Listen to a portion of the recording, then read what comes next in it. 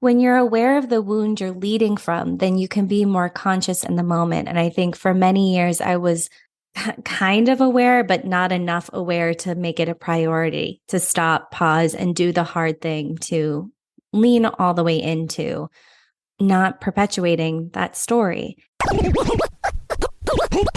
You're listening to Make Some Noise podcast, episode number 565 with guest Jeannine Yoder.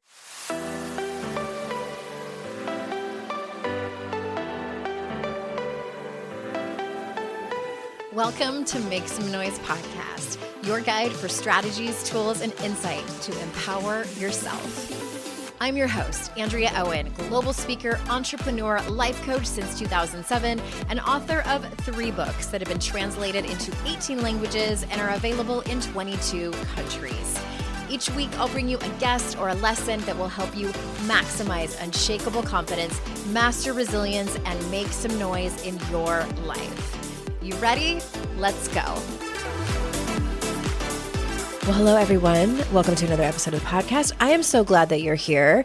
We have a repeat guest on, but it's been like 150 years since she's been on. So it's like she's coming on for the first time.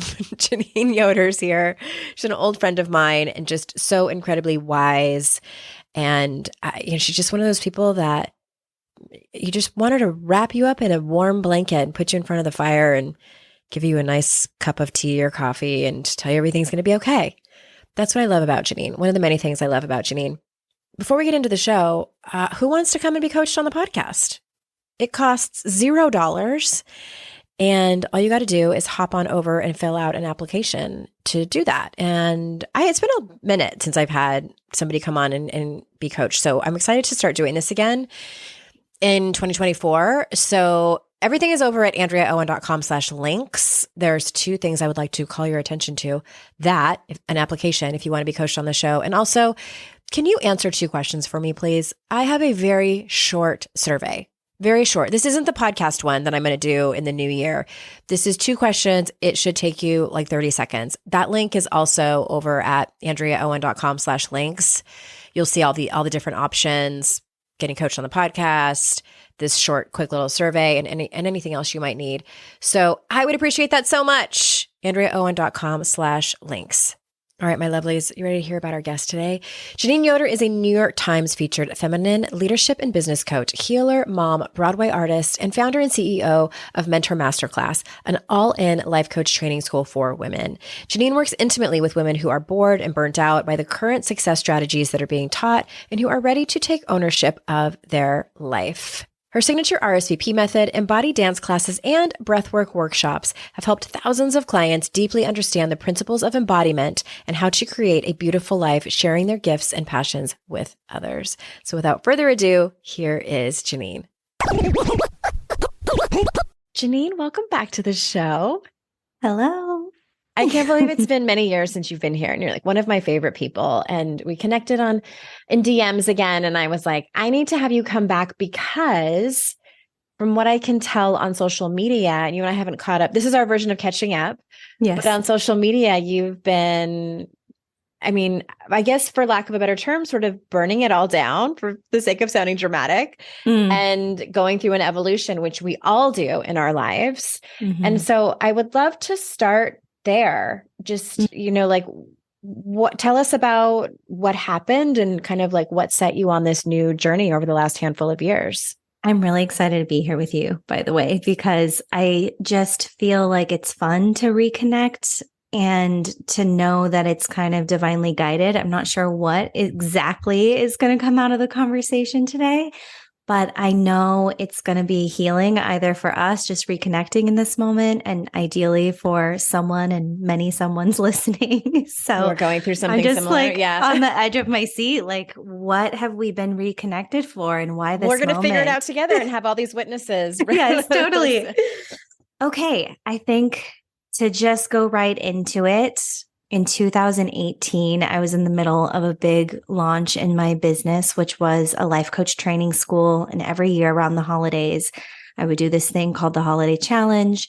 and I'd been doing it for many, many years. Kind of had this, which I participated in. It was always really great. Thank you. But I had this feeling running it this year that like, this is just like not really working for me anymore. I'm not sure if it's working as a business strategy, but this is the structure. This is the system. The team is stuck in it. It feels really hard right now to like recreate everything.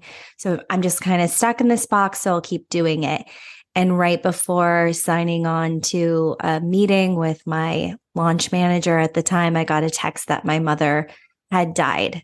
And as I read the text, I was signing on to the meeting in this haze of like, is this worthy of canceling a meeting with my team?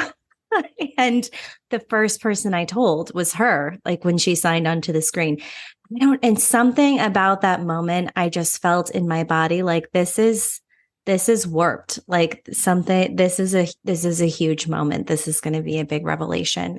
Over the course, it was a very traumatic death. We to this day, we found out 6 months later, waiting for the autopsy, like never really found out what happened. So that was a really tough 6-month journey, kind of waiting, hoping to have some closure to figure out how she died.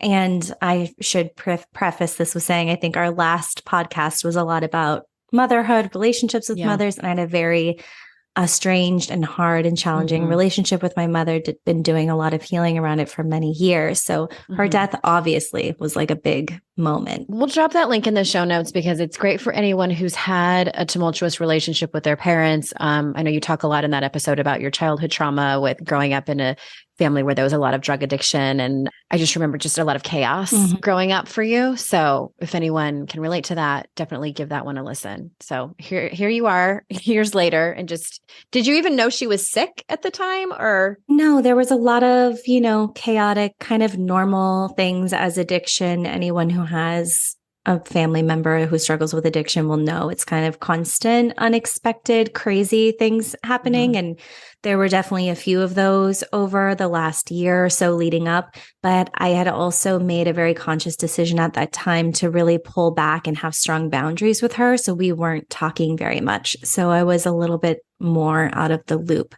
than normal when I was, kind of fully immersed in the drama.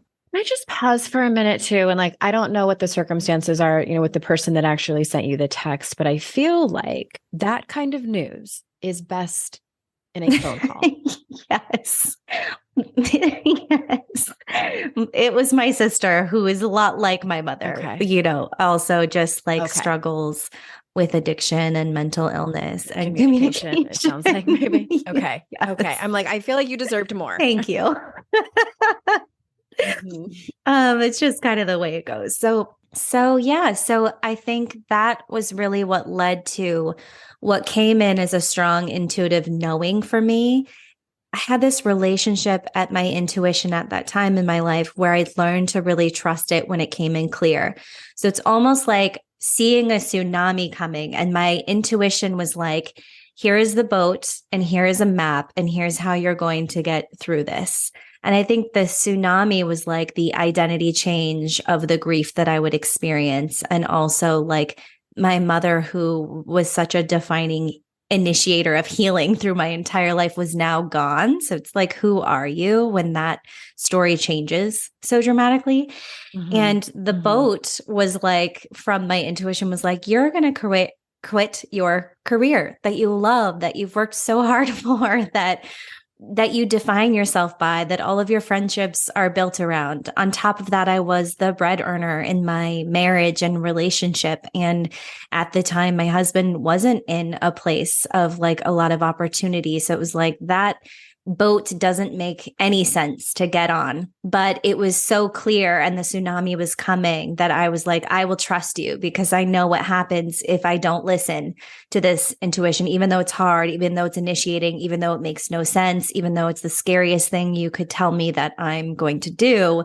I'm going to get on this boat because I've learned what happens when I say no thanks. And so I did. I got in that boat and slowly started to burn down the business that I love, the career that I love, coaching women and running a team of women. I really said, what will happen if I kind of hand over this feminist leadership type, I'm in control of our finances, and say, here, babe, I trust you. You take the wheel, which was a whole healing journey in itself and an ego death as well. I did. I slowly turned down my programs and stopped running them. And I always kept a few one-on-one clients and kind of followed where the yeses were. So it was never fully not working, but just turned my creativity toward my mothering. I wanted to know, what does it feel like? All this creativity and innovative energy I've poured into running my own business. What would that feel like to give it to my daughters? And it felt like they needed that. And we needed that as a family at the time. Motherhood and family life just felt chaotic. And then, by the way, it got crazier because then 2019 hit and then a world pandemic came. So that's where I was like, thanks, intuition. I understand like what you were guiding me to personally. And yeah, so I don't know. I'll pause there and see if there's, which direction you want me to go next. Yeah. Well, I'm also curious, and maybe this is directly or indirectly related. And you have been talking a lot about how you work a lot with women leaders. And I know that even if there's people listening who aren't in a particular like traditional leadership role in their work life, I do think that we lead in other ways. Even whether people are listening to this who are child-free, there's some place in your life that they're, that you're a leader. And you talk about how many times we lead from that place of a wound or a broken system or some other form of trauma. So can you talk about that, as well as maybe what your journey has been to remedy that in yourself? Well, it leaves me curious, like what would it take to fully remedy that? Because I don't if you follow could, me here. If you could wrap up that answer in like 30 minutes, would see be if amazing. We can figure that out today. A+ for you. So yes, I think that, I just started writing a lot recently, and I recalled a story in writing of being 7 years old, and my mother was passed out drunk, and I knew it was time to catch the bus. And I wanted to get to school that day for many reasons, and definitely didn't want to be in that house with her. And I recall like my younger sister was only 2 years old at the time. So it was like it felt like a huge decision and a lot of weight on me for a 7-year-old. But I decided I'm going to prioritize myself. I'm going to figure out how to get to school. And I remember putting on my mom's t-shirt, which was kind of revealing because it was these delicate embroidered flowers that were see-through, but I loved it. And I was like, this will be a hot dress to wear to school. I put on my ruby red slipper shoes, which were my favorite shoes. And I got myself to school and on the bus, and realized when I got there, I had forgotten to put underwear on. And so I was all excited, like I did it. I figured out how to do this on my own, but was embarrassed once I realized kids were running from me. I had to hide on the slide. They ended up calling my mom to come get me. It kind of like backfired. So it was this story of like figuring out how to do it on my own, but still lacking the resources. Yeah. That's the wound for me, was having to grow up too fast, figure things out, and becoming like fiercely independent. And then my confidence and my identity kind of rode on that. But the trauma part of it is a lot of the times I didn't know how to receive support and really collaborate. And a lot of the times I was powering through because I'm lacking resources just due to being more in fight or flight mode and not being able to calm down and, be nurtured and cared for, or even like having that muscle within.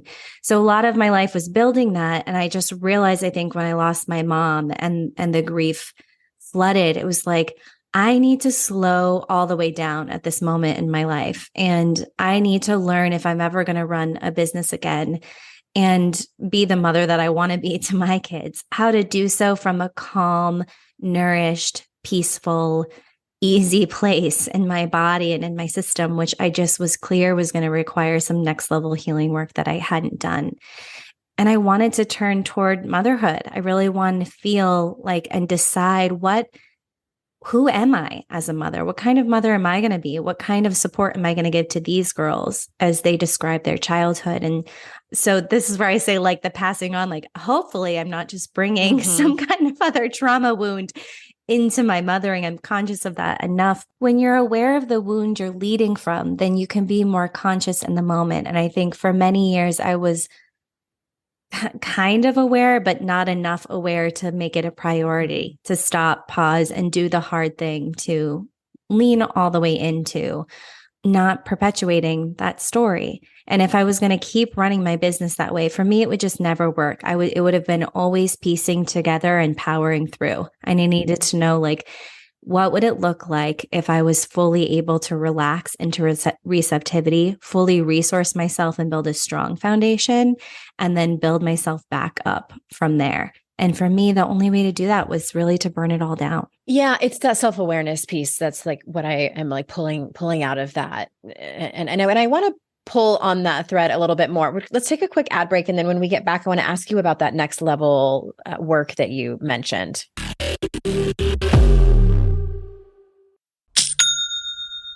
Shopify's already taken the cash register online, helping millions sell billions around the world. But did you know that Shopify can do the same thing at your retail store? Give your point of sale system a serious upgrade with Shopify. With Shopify, you get a powerhouse selling partner that effortlessly unites your in-person and online sales into one source of truth. Track every sale across your business in one place and know exactly what's in stock.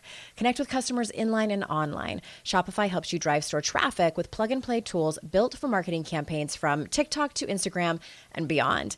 Get hardware that fits your business. Take payments by smartphone, transform your tablet into a point of sale system, or use Shopify's POS Go mobile device for a battle-tested solution. Sign up for a $1 per month trial period at shopify.com/noise, all lowercase. Go to shopify.com/noise to take your retail business to the next level today. Shopify.com/noise. I have definitely been in that place where my paycheck ran out before the next one got here. Life doesn't happen bi-weekly, so why should payday? The money you earn can be in your hands today with Earnin. Earnin is an app that gives you access to your pay as you work, up to $100 per day or up to $750 per pay period. Just download the Earnin app and verify your paycheck. Then access up to $100 a day as you work and leave an optional tip. Any money you access plus tips are automatically repaid from your next paycheck. You can use Earnin to pay for a girls' night out, a last-minute gift for a loved one, or even summer camp for the kids. Make Earnin a part of your financial routine and join Earnin's over 3.5 million customers who say things like, when I think about Earnin, I think about financial stability, security. It gives me a lot of peace of mind. Download Earnin today, spelled EARNIN, in the Google Play or Apple App Store. When you download the Earnin app, type in noise under podcast when you sign up. It really, really helps the show. Noise under podcast. Subject to your available earnings, location, daily max, and pay period max. See earnin.com/TOS for details. Earnin is a financial technology company, not a bank. Bank products are issued by Evolve Bank and Trust, member FDIC.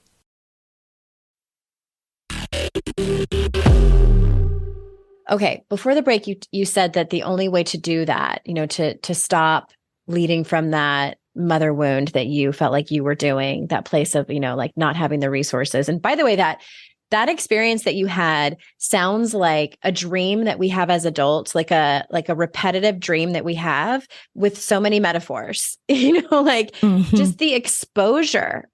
Some of us have dreams of being literally exposed, whether we're naked somewhere. I've had a dream of being in like a leotard. I'm at an Oprah taping and I'm in a leotard that's see-through and like the lights are shining on us. And I'm like all excited, but that actually happened to you in real life. Oh my gosh. Wow. Yeah. But yeah. I'm curious, like, what did that look like for you? That next level healing that you talked about? Was it like rituals that you started or therapy or friendships? What was it? Luckily, it had some of those things put in place already. So I'd done coaching for many years, but never therapy. I always thought, because I was always forward driven, results driven, goal oriented driven. So like a good American, was much more aligned. Yes. So yeah, for the first time, I really got a great therapist that happened to be a couples therapist. And my solo therapist and my husband's solo therapist. It was also his time doing solo therapy and our first time doing couples therapy together. So that would probably be the strongest resource that was initiated. And then it was really just space was the healing tool. What am I going to do with free time and space? And then allowing myself to be bored. So that became like the biggest mentor and teacher and initiator of all. So different modalities would pop up in that. Sometimes it was spending more time with girlfriends. Sometimes it was spending more time with my children. I picked up a painting class. I took a memoir writing class, wherever kind of, instead of being driven by what is going to be most lucrative, successful, like get me somewhere. It was just what would bring me pleasure and what am I interested in and where does my boredom guide and take me without it being a means to an end, just it being pursuing what is calling me. Yeah, different things. And body teachers also popped up. I did Rolfing sessions and biodynamic cranial sacral. So also being drawn to different teachers or mentors or supporters in the process. And one of the biggest tools has been my memoir writing teacher. Mm-hmm. So, which was found through, I went to a retreat, a women's retreat, life-changing, this particular one. Sometimes you're just ready, sometimes like all the shit you've been doing suddenly lands. This is one of those times that it worked, being at a retreat with other women in sisterhood. Received a lot of reflections like you're going to be a writer, you're going to write a book, which made no sense to me because I have zero desire to write a book and have many friends who have written books and have hated the process and I'm terrified of it. Then a psychic, I went to a psychic medium who was very healing for me during my mother's loss. She wrote the book Signs. Her name's Laura Lynn Jackson. Highly recommend to anyone. I am so jealous that you got to see her for a reading. I've taken one of her classes before. I did too. I took her class at Omega. And then I was like, I must get a reading with her, which is kind of impossible. Her book Signs is my life. She wrote another one called like the something between the light us. Between us. The light between us. So good. For my sister when her husband died. Oh, so good. Both books have chills even saying the titles. Highly recommend. So she had a pop-up reading of 90 people. And I was like, I'm going and I'm going to get a reading. I just know it. And we did last minute, took a 3-hour drive to see her. And I got a reading. And in it, she said the same thing these women said, you're going to write a book. Then I joined this memoir writing class. And this memoir writing teacher is just become such a guide and mentor to healing me through this time. And then the writing. I want to go in that direction too, but I just want to acknowledge for people listening that all of those modalities sound hard and exquisite and deep and also come with a lot of privilege to be able to sign up for them. A lot of them are very expensive and just want to acknowledge that. And at the same time, writing can be such an incredibly therapeutic form of processing and in many ways healing. I am a testament to that. Mm-hmm. And I've also taken a memoir class over the pandemic. I took one virtually and have written, probably 60,000 words of a memoir that I will likely self-publish. But I want to talk about that for a minute because I can't tell you how many people in my community, probably many women listening who either have a desire to write like that or have been told they should write a memoir and feel a pull towards it, but then think like, oh, well, I don't really want to have it published, or they do want to have it published, but they aren't sure they can get a book deal. Like my quick advice before I hand it over to you is write it anyway. Self-publishing has come so far to be able to do that if you want it, if you want to hold the book in your hands, but even just the process of learning how to write, because writing memoir is in many ways like fiction and it's different from a biography. And so can you talk to us about, I think what I'm more interested in is what has the process looked like for you in terms of your growth and healing? Containers just help. That's what, for me, the memoir writing process is like a container to process with a guided tool, which for me just helps. It's like when there's so much you can do I think it helps to pick one. I don't know that I'll ever publish this book. I don't know that I'm actually meant to be a writer. I just know I kept hearing it. So I trusted the signs and followed them. And it gave me this space to deepen. And when everything, when you're going through an identity crisis, which is really what's happening. And really, I think I'm trying to learn to live in a consistent state of identity crisis, because what I've learned is like, we're so taught to become predictable that we want to become an identity and attached to something. To be certain. But for me, I always end up breaking those down anyway. So it's like what I'm really trying to create comfort with is just being in the constant death and rebirth cycle, like becoming someone new, changing my mind about what that looks like or who that is, or not trying to fit into some box where like the world tells us what it means to be a mother, what it means to be married, what it means to be a business owner, what it means to be a mother and work in the world. It's like, I feel like we're given kind of one main example when there are 1,000 different examples of how we can be in all of those different roles and how we can show up for them and what they'll look like for us. But it's terrifying for that to do it differently in any way.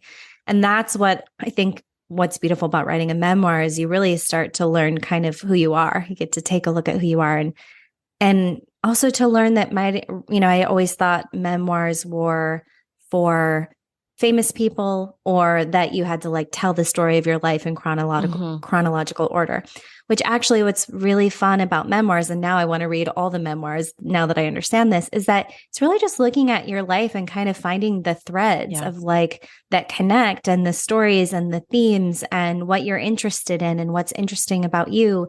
And so that has been a powerful ally for me in this time of like kind of knowing who I am, but also seeing and being willing to shift that and change that and be unique in that process, to not fall into any line or any box, but kind of live in between it in a bit of paradox and duality. When you said there's so many, you said in the very beginning when you were answering the question, you said there's so many things we can do. Did you mean there's so many like healing modalities, or did you mean more specifically there's so many things we can do in regard to writing a memoir? I think healing modalities. I think, containers. It's like you can learn through deciding you want to work out consistently and you're interested in learning more about your health. You could learn through wanting to explore becoming a writer. You could learn through wanting to be a better mother. You could learn through wanting to start a business. You could learn through deciding you want to become polyamorous with your partner. I don't know. Like you could learn through body, there's just different themes, structures, containers you can put yourself in to kind of focus on your health and your mental health, your physical health, your development. For me, it's helpful to have that container or that structure, and it changes. It could through painting through therapy. Yeah. And I encourage people to try so many different ones if they can. And just circling back to memoir, I have found that really what a memoir is, and this is something that I didn't really know, is that it's always about something. There's an underlying theme, or maybe a couple of themes, but they're usually related, that are the foundation of the book. And it typically answers a question. That was probably the hardest part for me in writing the memoir. And I'm like, no, this is a bunch of these crazy stories that happened in my life. It's like, well, but what's the point? Like, what's the actual point of it? And so that I think was fun and hard to figure out. But then when you do, and it might change as you start writing the book, and that each scene needs to move the story forward. I mean, this is just like basics. And I didn't know any of that when I first embarked on, I can write a self-help book in my sleep, but like writing memoir, it was not only hard because it was learning a new way of writing, but also gut-wrenching at times. Yeah, totally. To tell your own story. Yeah, well, because so much comes around that. It's like, because usually it's not your own story. There's someone else involved. And then there's so many healing things around claiming that you're going to tell your story, even if you never share it with the public. Being willing to write it down for yourself is powerful. And I don't think you have to pay for a course either. You could get together with a group of women or start writing. There's so much free content online. You could look up just some guides for writing and learn so much about it. And as you start writing, like the next step is maybe have a girlfriend that you trust or a family member or a stranger, that you can read to and speak to. And it's absolutely revolutionary for if you're going through an identity change, but also just trying to process, who am I? What do I want? What is my life about? What choices do I have moving forward about what direction it can go? Yeah. Yeah. Well, okay. So kind of shifting gears, another thing that you've been talking about over it's been a while, I think, that I've seen your social media posts, is talking about your marriage, sex, and pleasure. So I know it's a super general and broad question, but I want you to just sort of like take it and run with it, because I don't want to make any assumptions. Can you talk to us about that? What is that all about? Tell us everything. Don't leave anything out. Oh my gosh. Next episode, we can start it off here. I think that for me, having time and space and this general quest to know, like, if I'm bored and I slow down and I'm not in fight or flight mode, like, who am I and what do I want? And I've been curious about pursuing pleasure at all costs, like not numbing that down or pulling back. I just have always been alive in my body, like someone who I just feel and sense. And I love food. I love the wind in my hair. I love sex. I love sensation. And I have this sense that this soul, like, particularly loves this body in this lifetime. And it's about honoring that and owning that.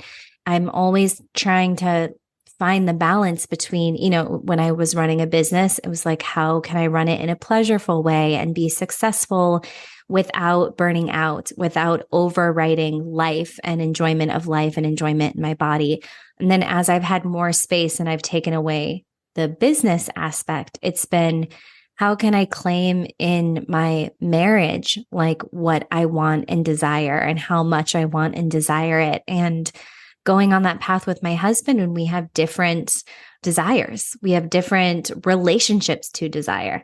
I think probably a lot of women can relate to, and something we've learned through therapy and talking about this with other girlfriends who are willing to kind of have harder conversations in marriage, that women seem to want more. That men are like, why is it never enough for you?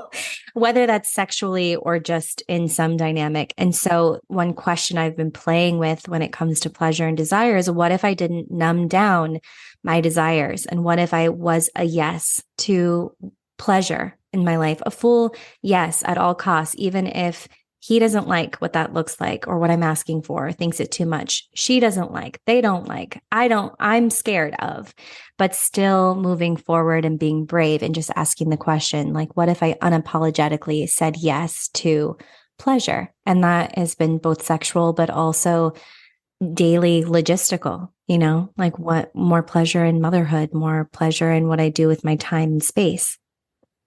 Yeah, it reminds me of, I am in my last book, Make Some Noise, I wrote a chapter called Ask for Everything You Want.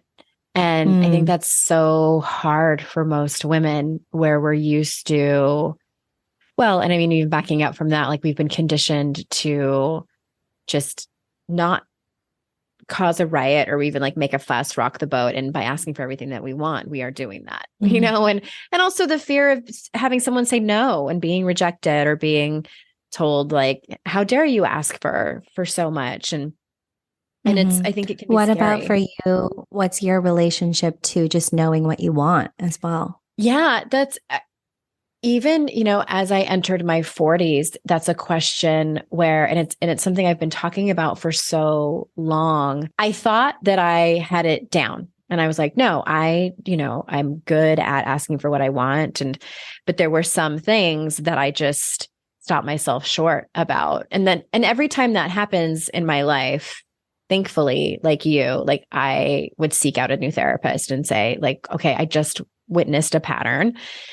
Help me figure out and unpack this as to why. And I'll tell you what, I don't know about y'all, but it always comes back to family of origin. Always. The through line always comes back to that. But I often, for what it's worth for people listening, I often ask women who are stuck with not knowing what they want, like, start with, what do you want less of? Like, start there, because a lot of times they can list that out faster than they can list what they want, because they have shame maybe around asking in the first place. So, but we can be good at complaining. Yes, we can. That's celebrated in our culture and between women a lot of the time. But that can help, help you figure out like what it is that you do want, looking at what you want less of in your life. And especially like what it is that you're tolerating that you don't want, that you've just gotten used to having fall into your lap and become part of your routine and part of your pattern. So that's my advice for people. But yeah, to answer your question, the short version is I have also struggled with that. It's just a matter of not even knowing what I don't know. Absolutely. And having to pause. I am actually really curious about, you've mentioned a couple of times in our conversation about allowing yourself to be bored. What does that process actually look like? Can you kind of take us through like the literal step-by-step process of what that might look like in a day? Yeah, I think I noticed it very soon after clearing out what I normally spent my time doing, which was a very solid routine running my business. And I was really like a map it out or bookend kind of girl. So every day had a theme when I was running my business. It was like Monday is self-care day and I'm off and not running, but I do all the self-care things. Tuesday are meetings, Wednesdays are interviews, etc. So originally taking all of that away and just having an open schedule with days that didn't have themes and there weren't things in the calendar and I hadn't yet decided like, what am I going to do with my time? I noticed right away, I filled it up with whatever I could. So it was like, I'm going to become PTA mom. So I'm going to volunteer to be the room mom at school and I'm going to organize all the class activities. And it was like immediately filling it up. And it was like, then I had to undo it again because the whole point of creating space was to allow space. But as I started to see, and then as I worked with some clients, you kind of, coaches often call in what they're working on or were working on 6 months ago. So of course, all my clients, I'm starting to see this pattern like, oh, we really struggle with space and boredom. And of course, it was coming up in therapy too. And in a session, he was like, imagine you're in just a forest and you're bored and there's nothing around to do. What do you do? I'm like, oh, well, am I safe here? I don't even feel like that's what came up. Like, it's not safe to just be in a forest where I don't know where I am. And suddenly I'm looking around and I'm scared of what I see. So the invitation was to be okay with that discomfort. And I use that metaphor and vision in my mind a lot. Like, okay, I'm in a forest. I get eaten by mosquitoes. It's kind of uncomfortable. I just have to sit here. I can't run. I can't look for the bug spray. Then it's like the way it felt to me slowly. At first, that's how it felt, like uncomfortable. I need to do something. I need to figure something out.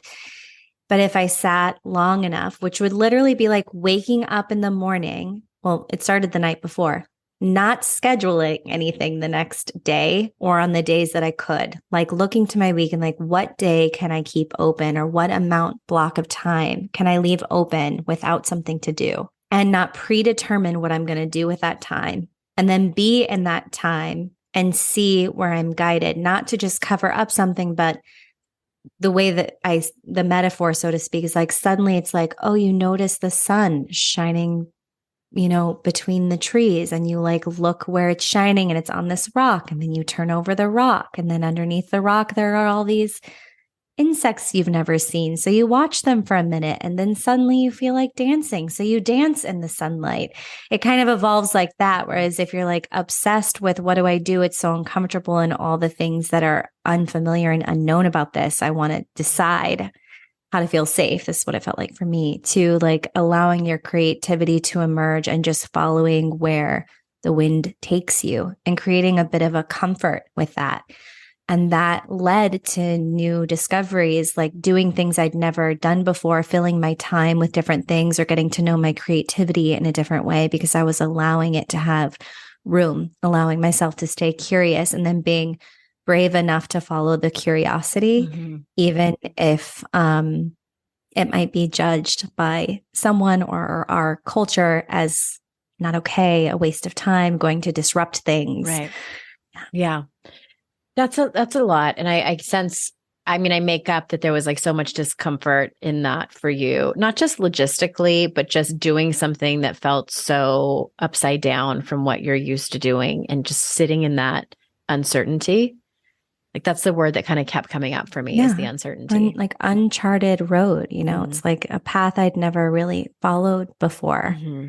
And it like some of the details of it are just like handing over the finances, to trusting somebody else and being like, I can't spend a day just doing what I want, pursuing creativity. I need to make money to feed my children. Mm-hmm. So that's like a real life story I'd always told. If I don't make the money to feed my children and I don't have a vision for my life that includes growing my wealth to create structure and stability, who's going to fucking do it? Nobody. So I can't just frolic around in the fucking woods all day. I need to get to work and put food on the table. So it was really like actually breaking down that belief and testing it. Is that true? Is that the absolute truth? If I'm not working hard and my sole mission isn't survival, what will happen? So that's the kind of discomfort I'm talking. It's not just like, oh, I'm getting eaten by a mosquito. It's like, oh, my whole family might starve and die if I don't get my shit together and stop frolicking around. Right. Yeah. I mean, I've been in that place too. Pandemic put me in that place real quick, which I've talked about here on the show. Talk to us a little bit about body work, because you mentioned that, and that's what rolfing is for anyone that missed that. I believe it's ROLFING. They are specially trained massage therapists. So what does that, have you carried any of that practice over into your life, or like, what does that look like for you now? I think the biggest part of that was just being willing to not do it alone. I'd had lots of different mentors, friends that specialized in kind of supporting me in a way, but I'd never had body work before consistently, other than like massages here and there, maybe when we were on vacation. So rolfing, I actually asked my memoir writing teacher what would be supportive for me in the body while going through this process, because I'm a breathwork teacher. And one thing that I learned in studying breathwork is that so much of our memories and traumas live stored in the cells of our body. And in breathwork, I've seen miraculous miracle moments with women who are just breathing on their own, doing this 2-part breath. And they have these visions and memories that are often like psychedelic and similar to being on like mushrooms, but no drugs at all. And just freeing themselves of these stories and feeling like places where there were dis-ease or chronic pain leave the body through the breath. And I have done that a lot alone, and I facilitated a lot, but I'd never really pursued a teacher to walk me through that. So rolfing is really powerful because it's fascia work. And I know from breath work that that's the deepest place things can get stuck and stored, and it's the hardest. So rolfing teachers, practitioners are really getting in there, helping to separate the muscle where it's tight and stuck and it's storing, and to like get in and release it. And so sometimes you're on the table and it's just a feeling like it feels like a really good deep massage, kind of painful, but you're accomplishing something. And then sometimes a vision comes with it, like a story, like a knowing. When she was working on my chest muscles and separating my ribs from the fascia in each rib cage and around my heart, it would come every week. We'd be working on pulling my shoulders back and opening my heart. And she finally shared, she's like, it's kind of like every week you open and I can feel it happen in the session. And then a steel trap goes around your heart and everything reconnects and locks in to protect your heart. So what's happening in between our sessions where you're shutting down and protecting your heart again? And I would start to notice it. It's like I would leave open to the world, like feeling calm, centered in my body, just like in flow, very peaceful, like kind of raw, but available for things to enter in.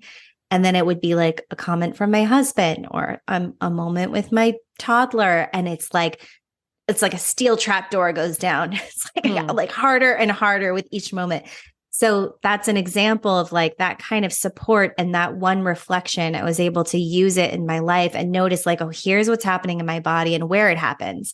Oh, here's the trigger moment where I can feel it happen. And then instead of trying to dissect and figure all that alone, like going back to someone who was willing to physically put their hands on me, which again is like healing that mother wound. Like, oh, I'm going to allow, she happened to be a woman. I like to have women practitioners because for me, it's kind of like healing that receptivity from a woman.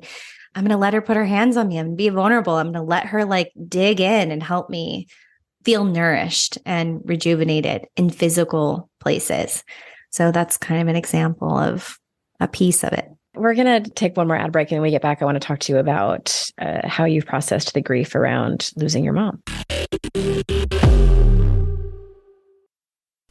Today's podcast is sponsored by MIDI Health.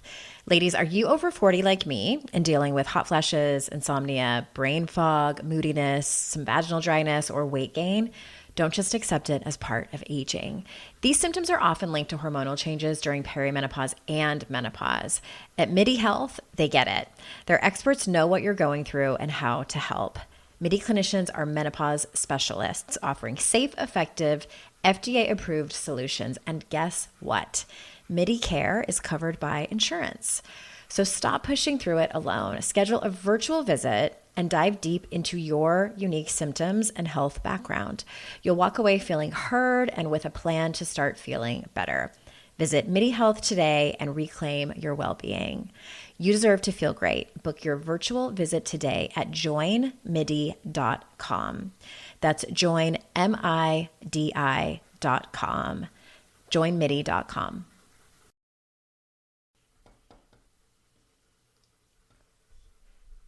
Fast forward to the end of 2024 and think about your goals. What can you do right now to give yourself the best chance of succeeding? If you want to learn a new language, you absolutely should get Babbel. Don't pay hundreds of dollars for private tutors or waste hours on apps that don't really help you speak the language. Babbel's quick 10-minute lessons are handcrafted by over 200 language experts to help you start speaking a new language in as little as 3 weeks. Babbel's designed by real people for real conversations. Studies from Yale, Michigan State University, and others continue to prove Babbel is better. One study found that using Babbel for 15 hours is equivalent to a full semester at college. Now it's so easy to speak simple conversation phrases with the guy that takes care of my lawn without having to consult language apps. Here's a special limited time deal for our listeners. Right now, get up to 60% off your Babbel subscription, but only for our listeners at babbel.com/noise. Get up to 60% off at babbel.com/noise, spelled BABBEL.com/noise. Rules and restrictions may apply.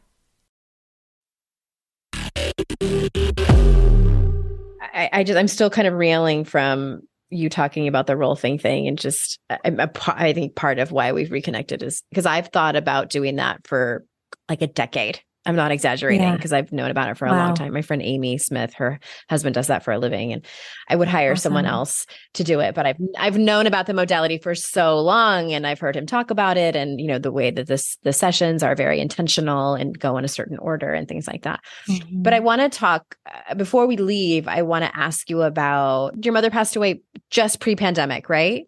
Yep, December 2018. 2018, and so. What has the process been like as you've navigated the grief of that? And I'm curious if it was at all related or felt different to the grief that you felt just processing the difficult relationship that you've had with her over your lifetime. Mm-hmm. Yeah, so different. I think the main change was, I always had this sense that my mom had some kinds of gifts that were, I don't know, too much for her. I kind of always thought she was drawn to drugs because it gave her access to something that she had. I think she would talk a lot about visions and she's kind of a tortured soul. Yeah, I think she had like psychic abilities. I think she was very sensitive and just never put them in an empowered direction. I was handed the book Signs by Laura Lynn Jackson, from a friend, after sharing some stories, because when my mom passed, there were just these crazy, beautiful things, synchronicities that I was noticing. Even the morning that she passed, my daughter and I sat down to paint. We were making a Christmas present. I said, "Do you want to make a Christmas present for Grandma and send it?" Which was a big thing because we weren't really talking, but I decided we're going to paint something for her from Violet. And she painted this picture. And it looked like energy moving. So this is before you got the text that she had passed away? The day that she died. Okay. Yes. It was like a few hours before I got the text. And it's like energy moving. And she wanted me to write a word. Violet was like, "Can you write a word?" She's only 3 years old at the time. And I said, "Yeah, what do you want to write?" And she was like, "I want you to write calm." I was like, "Okay, why?" She's like, "Because right now Grandma's like this and she's going everywhere. And this is the word. And I said, okay. And For those people that couldn't I see don't you, you know. were kind of like waving your hands all around in front of your face, like kind of frantic. Yeah, just like, and this was what the picture looked like. And she wanted to like bring it calm. And then I got the call a few hours later that she had passed. And so I feel like my daughter had some kind of vision there. But that it basically what happened after my mother passed is she became like a good mom, like literally through spirit. Mm. Just the most would be a really cool episode for a future date just to like geek out on Laurel and Jackson and all the signs. But just she is a master communicator from the other side. And once I learned to speak that language and receive the messages, and she said very straightforward, a friend who has some psychic abilities called me and was like, your mom is coming through. And she wants you to know that she's like able to be who she really is on the other side, who she couldn't be in this life. And she's ecstatic about it. That's been my experience since my mom has passed. I feel like I have a true relationship with my mom that's like this beautiful, magical, powerful way that we talk and that she supports me and that we connect and that she teaches me about the world from the other side. And that's been the journey through grief for me, is like accepting that I didn't have it in the human form, but that we do have this soul connection. That I did always feel that. I always felt like all the challenges led me to become who I am and created some really beautiful experience in my life through the healing when she was here. But now that she's on the other side, I'm kind of free from all that drama and challenge and just really playing in a bit more magic and mysticism, which is really fun. It's so beautiful. So it's kind of like, I mean, forgive me if I'm like totally misinterpreting this, but it sounds like you were able to finally get the mom that you always deserved and wanted, even though she's not here in human form. Yeah. And I think through her being gone, it's really been full permission to learn to self-mother and full permission to not carry that wound with my kids. Like, I don't want to mother them the opposite to make up for what my mother didn't do. I just want to figure out who I am as a mother and what kind of experience I want to create and have during their childhood and supporting them and being who they're going to be. Not like I'm doing it because I need to make up for what I didn't get. And for some reason, her leaving and then kind of realizing that even though she's gone, your relationship with your mother doesn't have to change. It can still be one, even in spirit form. It just changed everything for me and the way I think about myself and motherhood and just even, life after death. Like, I really have this tangible belief that our energy does go on in some way and that we do communicate and are able to in some way, because I've just had these very tangible experiences, almost like it's been like a science study for me. Like, can I like track it and repeat it and prove it? And for me, it's been enough proof like, wow, something is beyond and bigger than us that I'm experiencing with her. One more question before we go. I just want to ask you if you could even just briefly tell us what it means to you to self-mother, because you mentioned that just a minute ago. Yeah, I think it means to accept, to be aware of all the parts of yourself inside that have needs or something to say, and to not silence or quiet any of them, but to really turn toward the one that is really asking for attention. And without an agenda, just be able to listen and allow yourself to witness and feel the feelings. A lot of the time, the challenge is that there's many parts inside operating, and they're good at shoving the ones that need the most attention down. For example, the one that's like, life is hard, or maybe I'm crazy. The one that's like, we need to get our shit together, will say, you shut up and sit down, and I'm going to be in charge here. Self-mothering is like being able to witness that internal dialogue and being able to kind of take charge and say, I'm here, I'm listening, I've got you. I don't want to fix or change or even tell you what to do, but I want you to know you're not alone. And I'm the one that's here for you. There's no one else that you need. You're the one that you've been waiting for all along. Oh, well, that made me emotional. Hmm. Thank you for sharing that. And I'm glad I asked. I just adore you. Thank you so much for being here and for sharing this journey, which I think probably everyone can at least see bits and pieces of themselves, whether they're mothers or not. I think that we all have some kind of wound inside of us that needs, just at the very least, just acknowledging that we have permission to slow down and look at it. And and know that it's part of the human experience, that we will experience more than once in our lifetimes if we're lucky enough to be here for decades on end. Is there anything, before we officially close down, is there anything that you want to circle back to or say, or anything additional you want to say to make sure you feel complete? I feel great. I think I'd be curious if I think some of the medicine is just knowing when you're drawn to a conversation, why. So if anyone is here and is really struck by something, I'd love to hear from them somehow. So either if there's comments on your post I can look back to, or if they want to find me on Instagram and just kind of put your Instagram in the show notes and they can DM you. Is that okay? Yeah, I think it's just fun. It's like a continued conversation, and some of the themes emerge more by hearing what was present. Thank you again for being here. I think you're just amazing. And everyone listening, I'm so grateful for your time. You have so many options out there, and I'm just incredibly thankful that you choose to spend it with me and my guests. And remember, it's our life's journey to make ourselves better humans, and our life's responsibility to make the world a better place. Bye for now. Hey, did you know there's free secret podcast episodes waiting for you that are not part of my regular podcast feed? Yes, AndreaOwen.com/free. And you just sign up. You get a link sent to you. It's very secret. It's like a secret club. We don't have a secret handshake. Don't worry about that. But it's these motivating podcast episodes that I made for you. They're under 20 minutes each. There's 3 of them. They're for wherever you are in your life. So head on over there and grab them. They range from really supporting you and seeing you where you are and being compassionate, all the way to giving you a giant kick in your ass and telling you how amazing and gorgeous and phenomenal you are.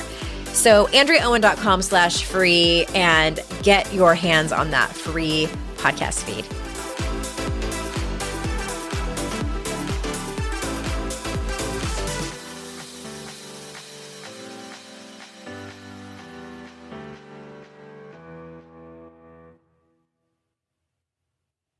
I'd like to introduce you to the Minimalist Moms podcast.